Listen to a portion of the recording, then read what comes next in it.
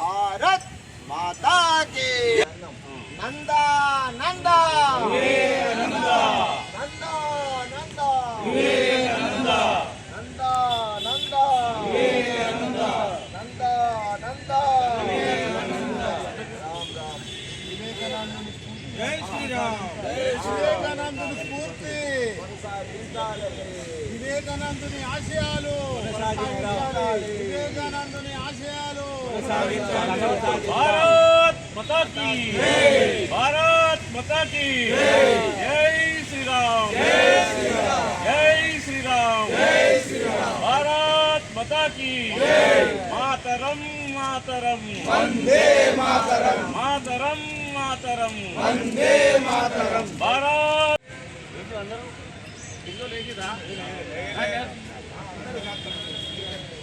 దండ పట్టుకోరు ఒకసారి దండ పట్టుకో దండ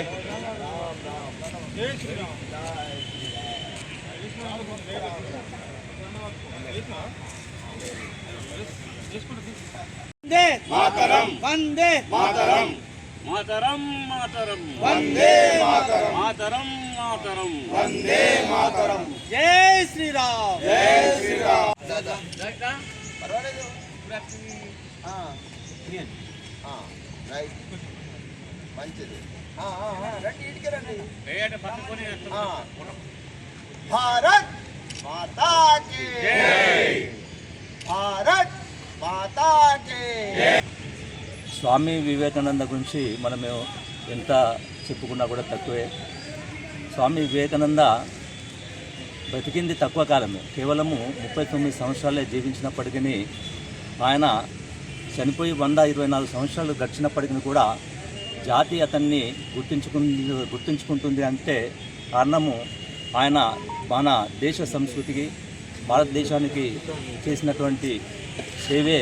జీవితంలో జరిగినటువంటి ముఖ్యమైనటువంటి సంఘటన ఏంటి అంటే 1893లో సెప్టెంబర్లో కూడా చికాగోలో జరిగినటువంటి ప్రపంచ సర్వమతాల సమ్మేళనంలో కూడా పాల్గొన్నాడు.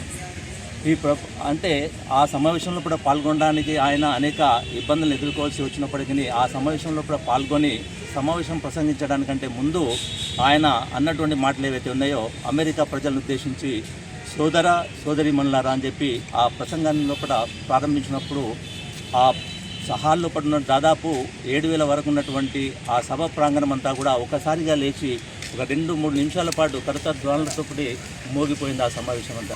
ఆయన జాతీయవాదం వైపు కూడా ప్రజల్ని మళ్లించినటువంటి ఒక గొప్ప వ్యక్తి స్వామి వివేకానంద.